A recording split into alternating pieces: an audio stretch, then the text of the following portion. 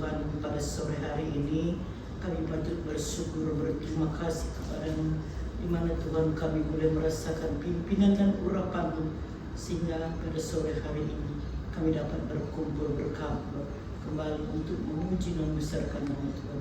Terima kasih Bapa yang baik, terima kasih Tuhan. Sebentar kami akan mengadakan ibadah singkat. Hadirlah Engkau Tuhan, biar melalui firman Tuhan nama Tuhan dipuji, nama Tuhan dipermuliakan. Kami menyerahkan ibadah singkat kami ini dari awal, pertengahan hingga akhirnya hanya di dalam nama Tuhan Yesus Kristus. Amin. Amin. Salam. Shalom.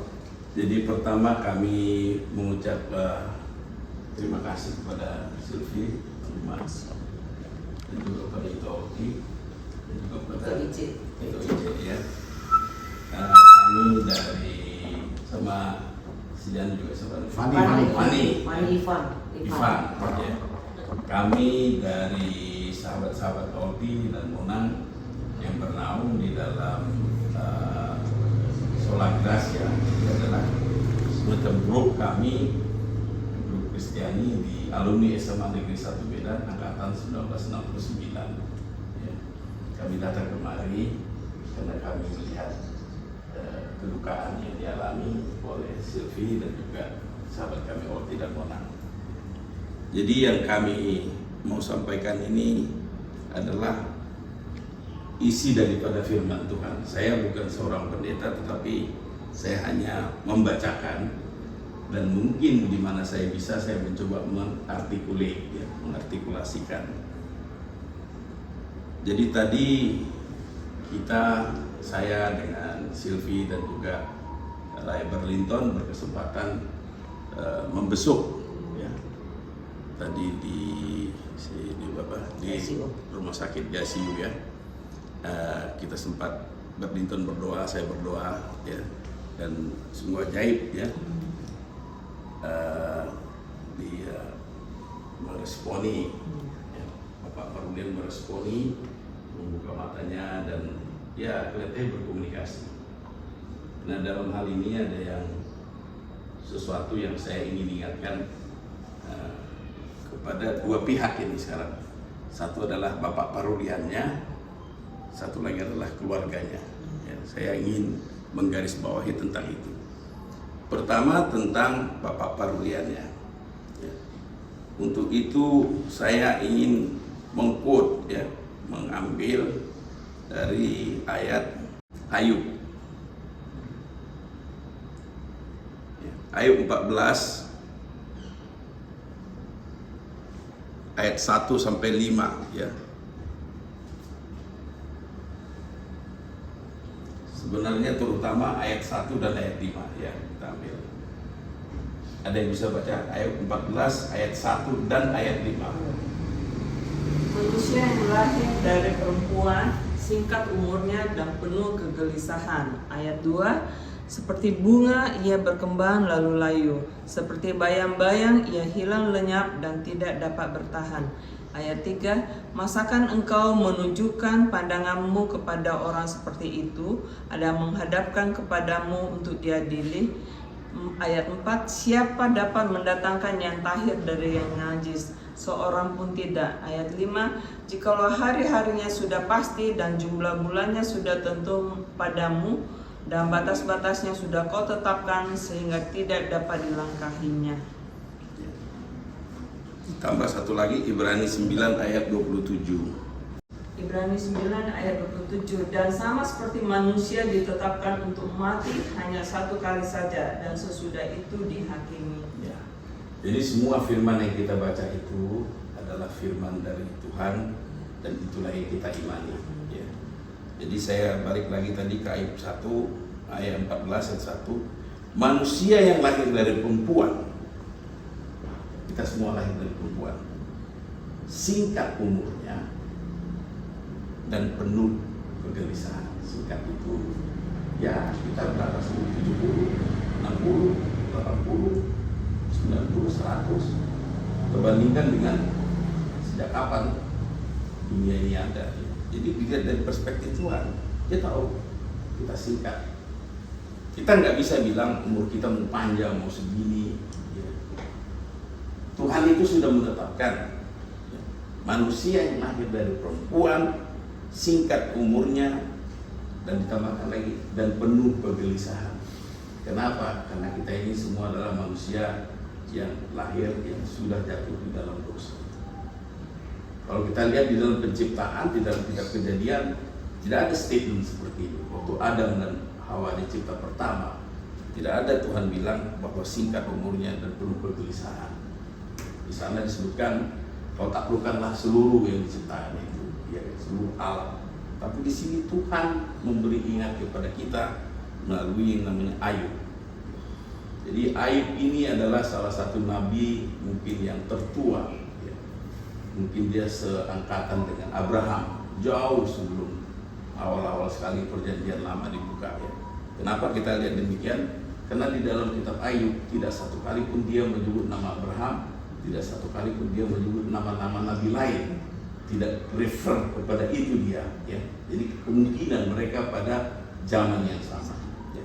Jadi pada ketika itu Ayub itu sudah diberitahu sama Tuhan bahwa manusia yang lahir dari perempuan, singkat umurnya, dan penuh kegelisahan. Ini semua kita harus imani, ya. Karena banyak juga sekarang orang melakukan kecantikan atau medis rejuvenation, ya, mau memudahkan diri, mau jadi tetap supaya segar, ya. Nah, kemudian di ayat 5, ya, ayat 5, jikalau hari-harinya sudah pasti dan jumlah bulannya sudah tentu padamu, maksud pada Tuhan, dan batas-batasnya sudah kau tetapkan, batas-batasnya sudah Tuhan tetapkan, sehingga tidak dapat dilangkahinya lagi. Ketika Tuhan sudah tentukan, Eden kau harus pergi pada tahun 2025 hari Rabu jam 16, sudah. Sini diingatkan kepada kita. Dan itu adalah yang menetapkan itu adalah dari Tuhan. Ya, saya ulangi, jikalau hari-harinya sudah pasti dan jumlah bulannya sudah tentu padamu dan batas-batasnya sudah Tuhan tetapkan sehingga tidak dapat dilangkahi. Tidak ada satu pun kita yang bisa menyeberang waktu itu. Kita mau minta perpanjang, apa kita mau minta infus lagi, apa kita mau minta di obat apa lagi memperkuat. Ketika Tuhan bilang, ya, hari-harinya sudah pasti. Sekarang. Nah, sekarang. Ini bukan dari saya hanya baca dan saya ingatkan. Dan kita tahu, ya, siapa itu Ayub. Ayub itu adalah nabi yang sangat terkenal akan penderitaan yang dialaminya, penyakit yang dihadapinya, duka cita yang dihadapinya. Pada satu hari yang sama 10 anaknya meninggal. Pada hari sesudah itu dia semua badannya penuh dengan bisul-bisul, seluruhnya korengan. Istrinya pun bilang dia mencela dia. Betapa sakitnya dia. Dia bukan cuma sakit fisik, sakit hati, sakit rohani, sakit semuanya. Ini yang menulis ini adalah Ayub.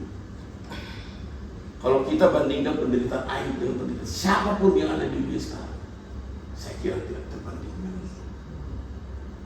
Tapi Ayub berserah kepada Tuhan. Jikalau hari-harinya sudah pasti dan jumlah bulannya sudah tentu padamu dan batas-batasnya sudah kau tetapkan sehingga tidak dapat dilangkahinya. Tolong kita hayati ini, bahwa kita manusia ciptaan Tuhan itu ada keterbatasan. Karena kita adalah milik Tuhan, tidak bisa pergi. Karena Tuhan tetapkan kita demikian, maka kita pergi cari ilah lain, cari dukun lah, cari datu lah, cari tawaran. Tidak bisa. Ini ingatkan. Dan di Ibrani 9 tadi ingatkan. Dan sama seperti manusia ditetapkan untuk mati hanya satu kali saja, dan sesudah itu dihakimi. Ini untuk mengingatkan kita, jangan ada pemahaman di kita itu tentang reinkarnasi gitu. Kalau orang Hindu, orang apa itu kan kita mati, ya kan, nanti lahir lagi jadi kodok, ya kan, kodok terus hidup, lahir lagi, inkarnasi lagi jadi ikan. terus jadi apa lagi, kayak gitu mereka ya di dalam hal ini. Kita enggak, satu kali. Sama seperti manusia, ditetapkan untuk mati hanya satu kali saja, dan sesudah itu dihakim. Jadi jangan ada lagi kita sembah-sembah ini, kita harapkan begini lagi, enggak. Ketika seseorang itu sudah mati, semuanya sudah selesai. Dia sudah bersama-sama dengan Tuhan. Gitu. Jadi ini adalah, ya saya tahu, tetap saya lihat keluarga ini sangat bersedih. Ya. Kepergian orang yang kita pernah cintai di dunia ini, kita nggak tahu kapan, karena kita juga sama. Jadi ini sebenarnya khotbah ini bukan hanya kepada Bapak Parulian, tetapi ini juga kepada Ito Olti, kepada Silvi, kepada Ice, kepada saya sendiri, kepada Rupana, kepada Sonita, dan semuanya kita ini. Kita boleh duduk sekarang. Semoga kami semua nanti kembali sehat dan selamat di Jakarta. Tapi we don't know. You only keep praying. Itu yang ada. Kemudian untuk penghiburan, saya ingin kita membaca sedikit Lukas 16 ayat 22.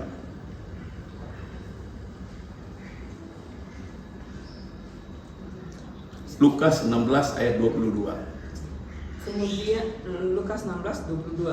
Lukas 16 ayat 22. Kemudian matilah orang miskin itu, lalu dibawa oleh malaikat-malaikat ke pangkuan Abraham. Ya. Jadi ini berkisah tentang bagaimana orang-orang yang percaya. Karena ada dua macam kematian. Kematian di dalam iman, di dalam Tuhan. Kematian bukan di dalam Tuhan. Di sini diterangkan, ini kisah mengenai Lazarus. Waktu Lazarus mati, karena dia orang yang setia kepada Tuhan, kepada kita diberitahu, nggak ada secret, ya. Jadi kita jangan berhalusinasi. Di sini disebutkan, kemudian matilah orang miskin itu, dalam ini Lazarus, lalu dibawa oleh malaikat-malaikat ke pangkuan Abraham. Jadi di sana sebenarnya ketika ada orang-orang percaya yang meninggal, mereka itu bersuka cita, kan yang menyambut pun malaikat. Dia welcoming you. Jadi kayak orang Indonesia baru pulang dari Olimpiade, bertarung, pulang-pulang bawa medali emas. Semua menyambut. Malaikat loh, diperintahkan oleh Tuhan untuk menyambut. Jadi ya kalau dia disambut oleh malaikat, pantaskah kita menangis? Pantaskah kita berduka cita? Pantaskah kita bersedih?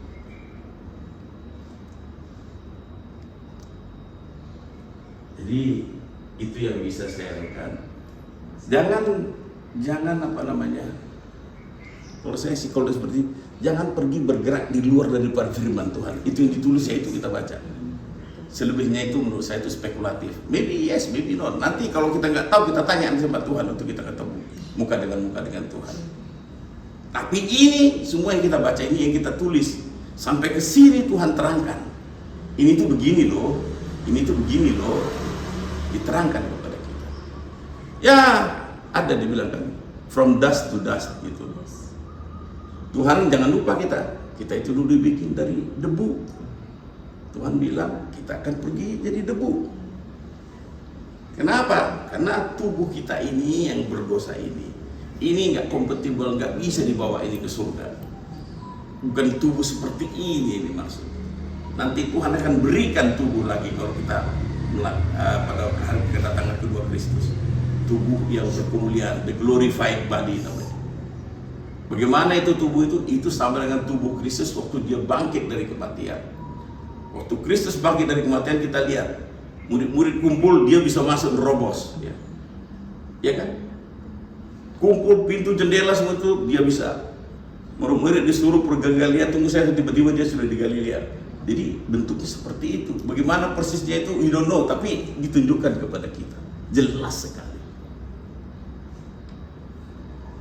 Dan nanti kita akan bersama-sama di surga sama dia. Bagaimana itu surga itu? Kepada Yohanes itu ditunjukkan bagaimana surga itu. Kita lihat di Wahyu 21, saya kira sangat terkenal itu.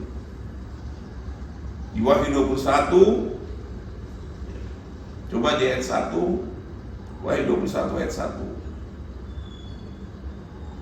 Wahyu 21 ayat 1, lalu aku melihat langit yang baru dan bumi yang baru, sebab langit yang pertama dan bumi yang pertama telah berlalu dan laut pun tidak ada lagi. Jadi si Yohanes, ini kan kisahnya ini Wahyu ini. Yohanes dibawa Roh Tuhan untuk ngintip bagaimana surga itu. Dari Patmos dia dibawa Tuhan sebelum Rasul Yohanes meninggal. Ini coba dibaca ayat 2. Ayat Wahyu 21 ayat 2, dan aku melihat kota yang kudus, Yerusalem yang baru, turun dari surga, dari Allah, yang berhias bagaikan pengantin perempuan yang berdandang untuk suaminya. Ya.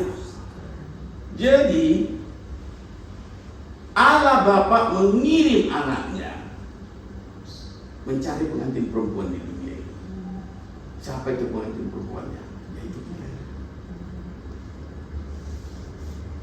Aku melihat kota yang kudus, Yerusalem yang baru turun dari surga, yang berhias bagaikan pengantin perempuan yang berdandang untuk suaminya.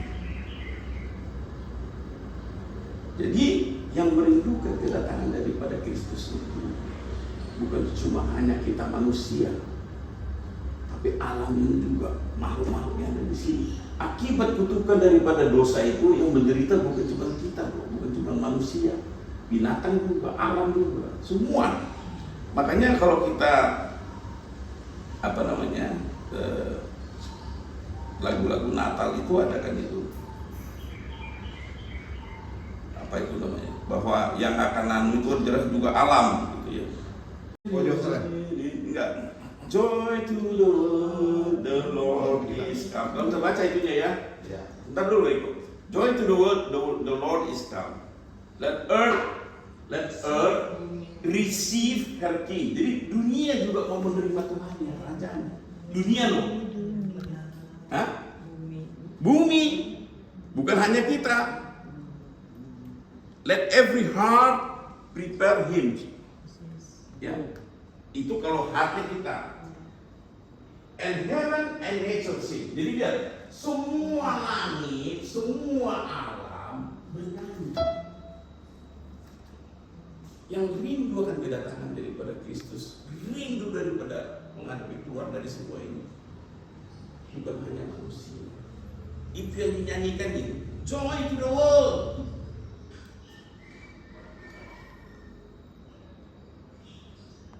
Jadi semuanya, jangan salah itu.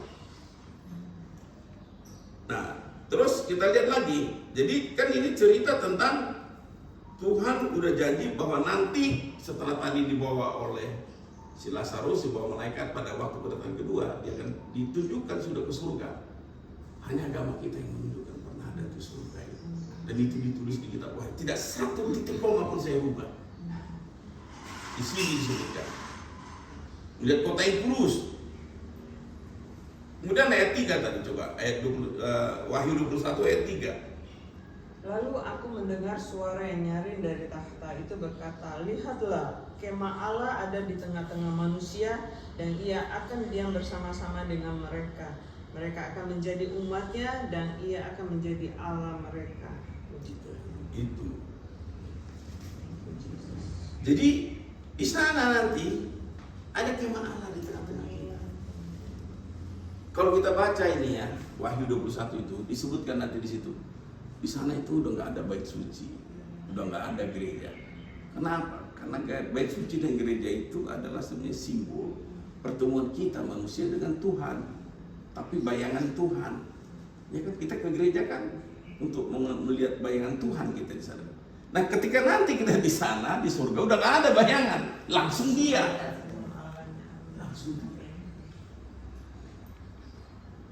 Ayat 4. Dan ia akan menghapus segala air mata dari mata mereka dan maut tidak akan ada lagi.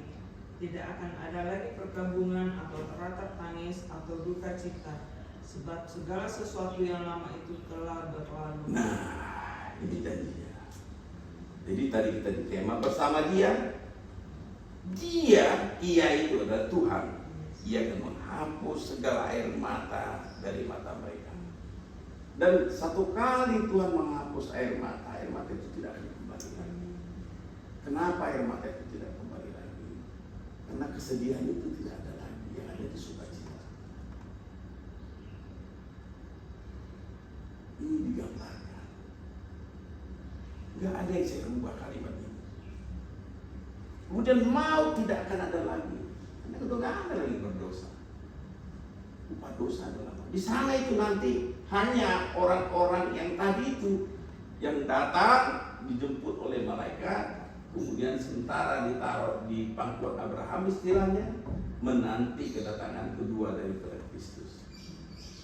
Kedatangan kedua dari Kristus, kita akan berada di surga. Bagaimana itu surga? Nah, kepada saya ini diungkapkan. Jadi itu yang yang saya mau anukan tentang tentang Clive Parulian.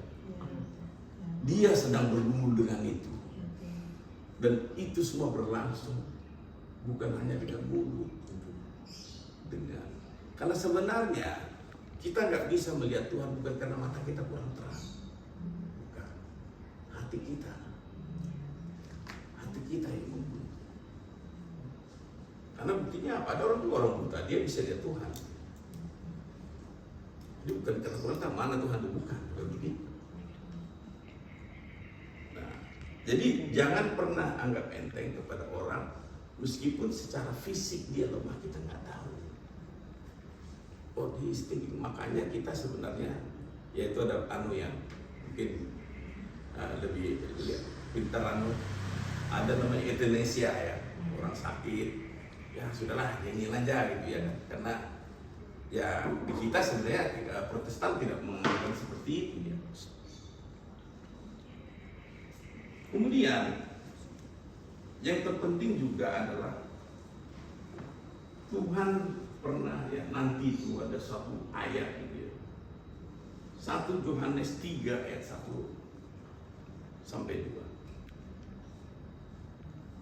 Ini Yohanes ini adalah murid paling bungsu dari Tuhan Yesus, yang termuda, tapi dia yang paling terakhir mati. Tuhan titipkan kepada dia. 1 Yohanes 3 ayat 1 dan 2. 1 Yohanes 3 ayat 1. Lihatlah betapa besarnya kasih yang dikaruniakan Bapa kepada kita, sehingga kita disebut anak-anak Allah. Dan memang kita adalah anak-anak Allah. Karena itu dunia tidak mengenal kita, sebab dunia tidak mengenal Dia. Ayat 2, saudara-saudaraku yang kekasih, sekarang kita adalah anak-anak Allah, tetapi belum nyata apa keadaan kita kelak.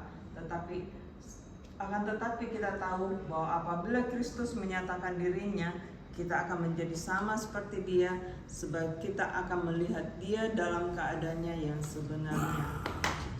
Jadi kalau ada ayat yang paling hebat, ini adalah salah satu ayat yang paling hebat di Alkitab, bercerita tentang eskatologi, ya, tentang sesuatu yang akan terjadi di masa depan. Pertama dia bilang dulu bahwa hanya anak-anak Allah yang mempunyai keistimewaan hubungan dengan Allah. Karena itu dunia tidak mengenal. Jadi kita jangan terlalu heran kalau kadang-kadang orang nggak mengerti kita. Dari sini Tuhan udah bilang hanya anak Allah. Dan ayat 2, nah ini dasar sekali. Ayat 2 ini disebut juga ini sebagai Visio Dei. Visio Dei itu artinya ya melihat Tuhan. Di sini ya saya baca ya, saya ulang ya.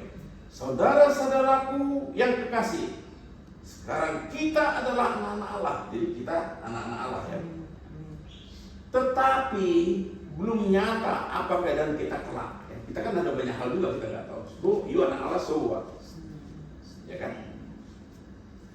Akan tetapi kita tahu bahwa apabila Kristus menyatakan dirinya, ya, jadi kalau Kristus menyatakan dirinya, ini yang paling penting nih, kita akan menjadi sama seperti Dia.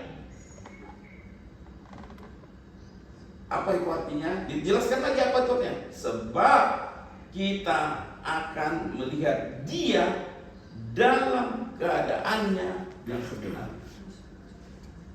Jadi kalau di dalam perjanjian lama dan perjanjian baru kita selalu melihat, ya perjanjian lama kita melihat bahwa Musa memimpin bangsa Israel keluar dari tanah Mesir. Tuhan itu dalam bentuk tiang awan, ya kan?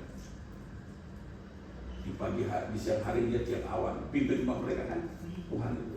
Terus waktu malam hari dia tiang api. Jadi semuanya itu, ya itu Tuhan, tapi ya bentuknya bentuk tiang gitu, ya kan? Kemudian waktu pertama Musa dipanggil, Musa melihat kepada semak-semak yang berapi. Dia lihat Tuhan itu, ya itu gitu, semak-semak yang berapi. Kita melihat teofani itu Tuhan itu jadi seperti manusia, sebagaimana Tuhan waktu mau menghukum Sodom dan Gomora. Kan dia datang dulu, waktu dia mau menghukum dia datang kepada anaknya Abraham, ya, dan kasih tahu sama si Sarah akan melahirkan. Tapi di sini nanti lihatnya itu adalah seperti saya lihat CV seperti ini. Karena di sini di Biblia disebutkan begitu kita sudah naik kelas, kita sudah menjadi anak-anaknya, kita akan menjadi sama seperti dia. Maksudnya nggak ada lagi mediator, nggak ada. Dulu zaman perjanjian lama, waktu mereka mau bertemu Tuhan, ada namanya kemah itu kan. Dan dalam kemah suci itu ada hanya imam agung yang boleh masuk di situ 1 tahun bicara. Sedemikian susahnya. Jadi bangsa Israel yang nunggu di luar, diwakili oleh si imam agung, dan dia bawa percikan darah dan segala macam. Nanti tunggu, ini di sini dikasih tahu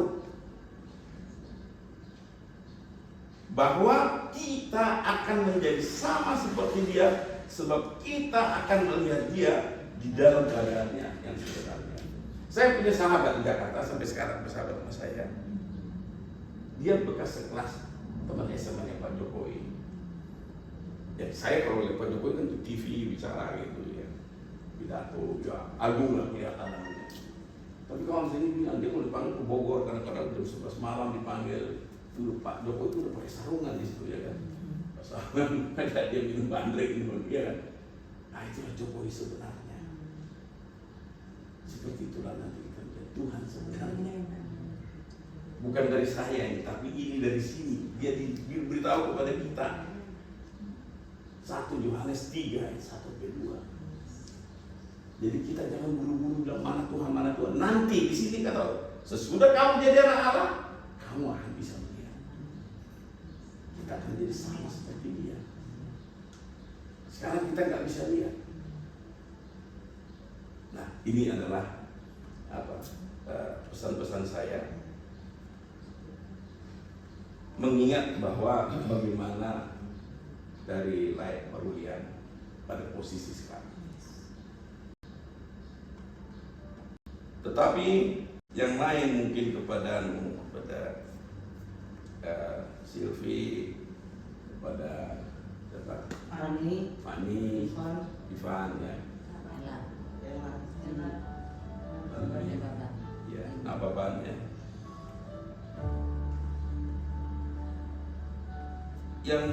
Yang saya ingatkan itu adalah bahwa Tuhan Yesus itu pernah memberikan perumpamaan, ya.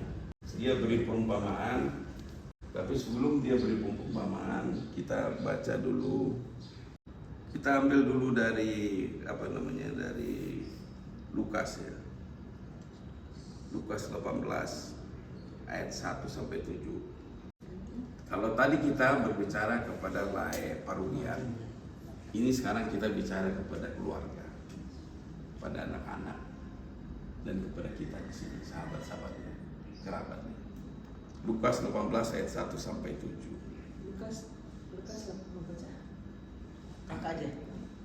Perumpamaan tentang hakim yang tak benar. Yesus mengatakan suatu perumpamaan kepada mereka untuk menegaskan bahwa mereka harus selalu berdoa dengan tidak jemu-jemu. Katanya, dalam sebuah kota ada seorang hakim yang tidak takut akan Allah dan tidak menghormati seorang pun. Dan di kota itu ada seorang janda yang selalu datang kepada hakim itu dan berkata, belalah aku terhadap lawanku. Beberapa waktu lamanya hakim itu menolak. Tetapi kemudian ia berkata dalam hatinya, walaupun aku tidak takut akan Allah dan tidak menghormati seorang pun, namun karena janda ini menyusahkan aku, baiklah aku membenarkan dia, supaya jangan terus saja ia datang dan akhirnya menyerang aku. Satu ayat lagi. Ya. Kata Tuhan, camkanlah apa yang dikatakan hakim yang lalim itu. Tidakkah Allah akan membenarkan orang-orang pilihannya yang siang malam bertemu kepadanya, dan adakah yang mengulur waktu sebelum menolong mereka? Ya. Jadi Lukas 18 ayat 1-7 ini adalah Yesus sendiri yang kasih perumpamaan. Dan di ayat 1 dia ingatkan, dan itu yang saya lihat di dalam diri Silvi dan keluarga. Yesus mengatakan suatu perumpamaan kepada mereka untuk menegaskan bahwa mereka harus selalu berdoa dengan tidak jemu-jemu. Saya tahu ya, Silvi, anak-anaknya, keluarganya, kalau dipastikan, kalau dihitung doa kalian jumlahnya sudah sangat banyak. Dan apa yang kalian lakukan itu ternyata sejalan dengan apa yang Kristus mau. Karena di sini Kristus bilang mereka harus selalu berdoa dengan tidak jemu-jemu. Ya kita nggak, meskipun nggak langsung kelihatan hasilnya. Kenapa demikian? Kristus kasih tahu, dalam sebuah kota ada seorang hakim yang tidak takut akan Allah dan tidak menghormati seorang pun. Jadi raja yang sama Tuhan pun dia nggak takut hakim ini. Gak peduli sama Tuhan. Terus ada seorang janda yang datang minta tolong, perkaranya dibela, dia merasa benar. Belalah aku terhadap mereka, katanya di ayat 3 kan. Janda itu bersuruh datang kepada hakim itu, belalah aku terhadap lawanku, karena lawannya mungkin lebih kuat. Ya, di ayat 4 disebut hakim itu menolak. Tapi kemudian berkata dalam hatinya, walaupun aku tidak takut akan Allah dan tidak menghormati seorang pun, namun karena janda ini menyusahkan aku, karena si janda itu keep bouncing, keep knocking the door gitu. Tuhan, pakai, tolong, tolong. Dia nggak mau, sebenarnya si hakim ini juga bukan hakim yang adil. Tapi because this old lady keep knocking the door, di sini disebutkan, si hakimnya ini bikin susah gua aja nih akhirnya. Ya sudahlah, sini, mana dokumennya? Periksa, bentar. Kira-kira gitu ini isinya. Namun karena janda ini menyusahkan aku, baiklah aku membenarkan dia, supaya jangan terus saja ia datang dan akhirnya menyerang. Karena ini terus. Tuhan bilang ke sini pesannya, camkanlah apa yang dikatakan hakim yang lalim itu. Kristus bilang lalim. Tidakkan Allah akan membenarkan, ayat 7, orang-orang pilihannya yang siang malam berseru kepadanya. Si hakim lalim aja akhirnya orang yang gak karuan aja akhirnya diladenin sama dia. Apalagi Tuhan kita yang adil. Apabila kita anak-anaknya berdoa, knocking the door. Itu yang dibilang sama Kristus. Emang lu kira si hakim itu aja jadi mau dengar? Emangnya gue gak mau dengerin doa itu? If you keep praying to me, then I'm gonna listen to you. Apakah Tuhan mau mengulur-ulur waktu untuk menolong kita? Tidak. Tapi kita tahu tadi, Tuhan itu sudah punya, setiap kita punya waktu, punya tanggal, punya tempat, dan tidak seorang pun yang bisa melintasi. Saya kira ini saja. Jadi saya kira dari keluarga udah melakukan yang terbaik. Tadi saya dengar bicara tentang adat, oke, ya lakukan itu, tapi hanya mendemonstrasikan bahwa kita adalah ciptaan makhluk Tuhan yang menghargai budaya. Bukan kita itu menjadikan itu sebagai sesuatu yang kita sembah. Tapi kita bersuka cita bahwa siapapun nanti dari antara kita pergi, saya bersuka cita pernah mempunyai sahabat seperti Ito ini di dunia ini, karena saya juga suatu ketika pergi. Senang pernah berkenal dengan Silvi, senang berkenal dengan Ito, pernah bersahabat dengan Rupana, pernah, karena tidak tentu semua orang punya kesempatan. Kita bersyukur, tapi kita tidak bisa memberhalakan itu. Bahwa kita sedih, betul, tapi lihat orang-orang yang benar ketika dia berpulang dijemput oleh siapa? Malaikat. Kita dijemput sama Jokowi, ini dijemput malaikat. Dan titipkan di tempat Abraham sampai kali kedatangan kedua kepada Kristus. Dan tadi kita sudah dengar tempat-tempatnya. Di sana tidak ada lagi air panas, air marah. Sudah tidak ada lagi hati yang susah. Karena kesusahan itu sudah hilang. Jadi sekali lagi hanya itu yang bisa kami share, kawan-kawanku, saudara-saudaraku. Teruslah berdoa. Jangan kita marah sama Tuhan. Jangan pernah katakan, Tuhan apa yang kau bikin kayak gini kami ini lama kali, panjang kali begini. No, Tuhan ingin membelan kita yang ada di sini. Kasih kita di sini. Amin. Kita lihat Tuhan Yesus setia.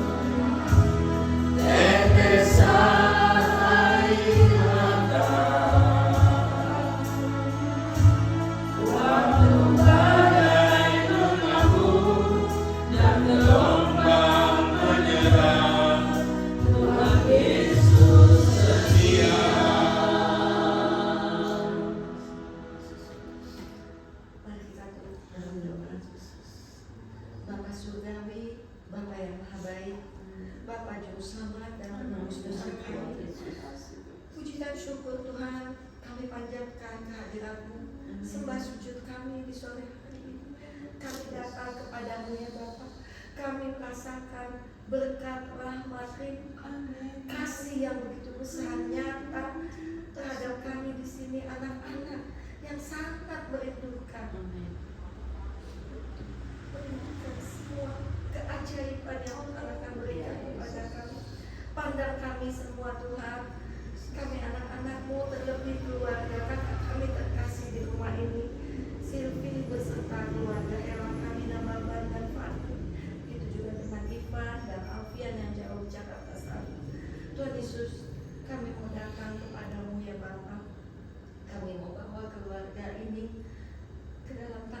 pengasihan dan pertolongan-Mu. Tuhan Yesus, kami tahu ya Tuhan, Kau tilik hati kami semua ya Tuhan. Kau tahu beban derita, terlebih di keluarga di sini. Orang tua, suami, opung terkasih Tuhan, sedang terbaring sakit. Bapak Surgawi, kami tahu ya Tuhan, kami merasakan bahwa begitu besar kasih rahmat dan penyertaan terhadap keluarga ini. Kami yakin dan percaya Tuhan, Tuhan tidak tinggalkan keluarga ini, tapi Tuhan mau memakai keluarga ini menjadi saksi bagi kami semua. Amin. Bahwa kasih-Mu nyata juga kepada kami yang sangat mencintai keluarga ini.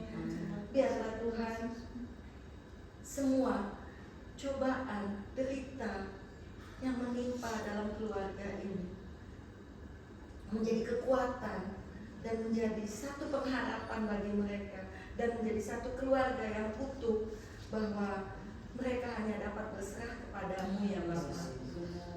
Kami mau berdoa untuk abang kami terkasih Parian yang terbaring lemah di rumah sakit di ICU.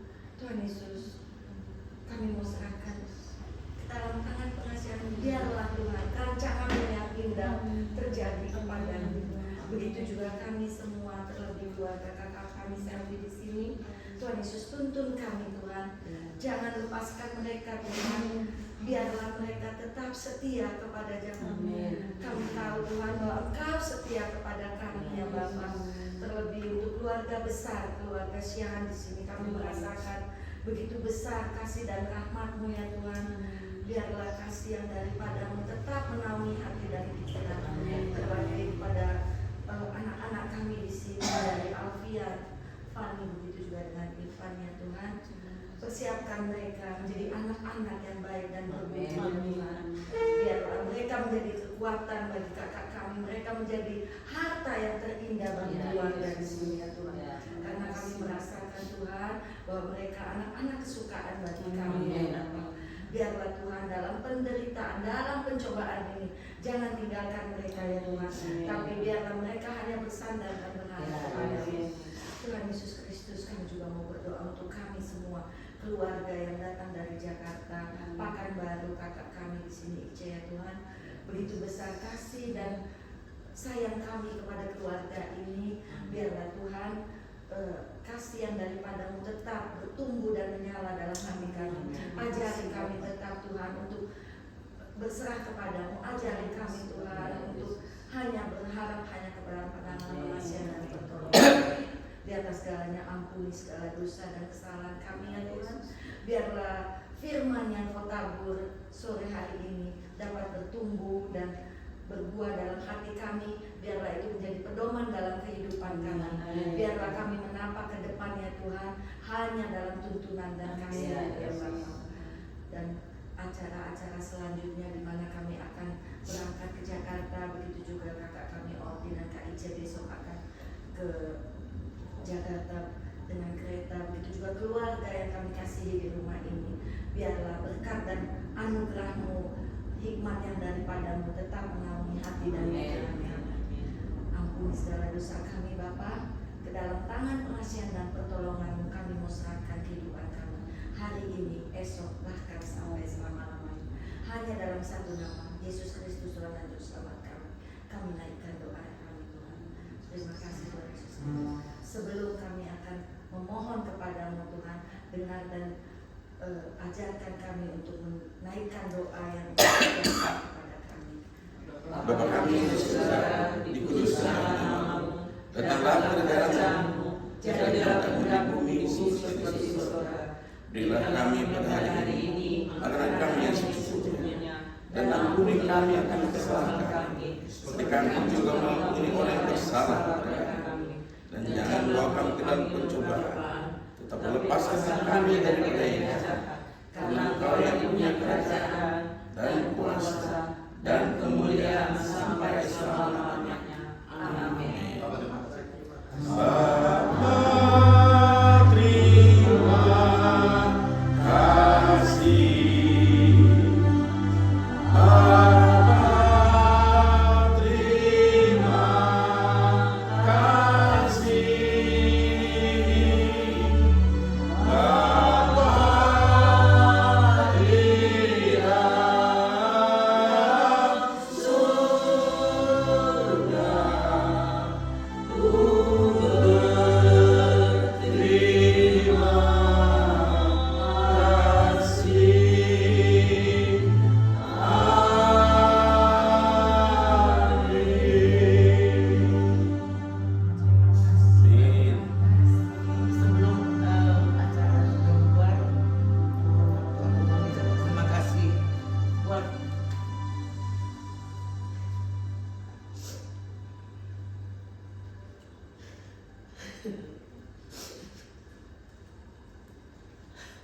Terima kasih buat terima kasih Itoku, kakakku, adik-adikku yang datang mengunjungi kami di sini. Betul, kami sangat terharu dan sangat terkejut. Aku juga sangat terkesan sekali. Begitu besarnya perhatian kepada kami. Ini bukan yang pertama kali, ini yang kedua kali. Kalau bisa aku ungkapkan perasaanku tadi waktu di situ, mungkin aku nggak tahu lah bilangnya ya. Terima kasih Tokku.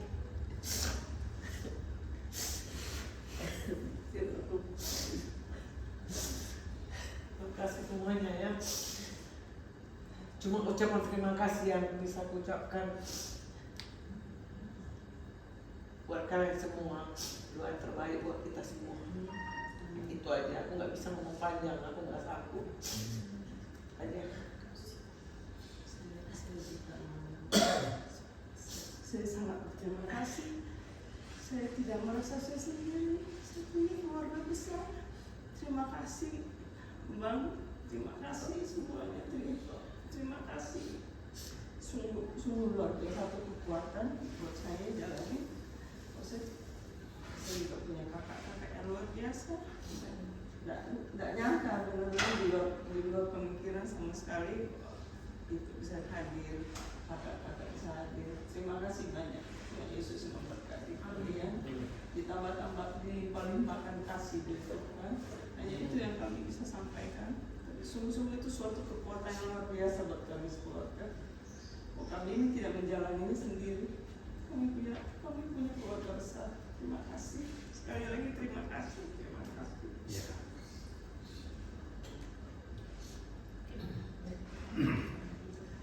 Ya, kita makan dulu ya. Yuk, Pak. Oke, udah jadi.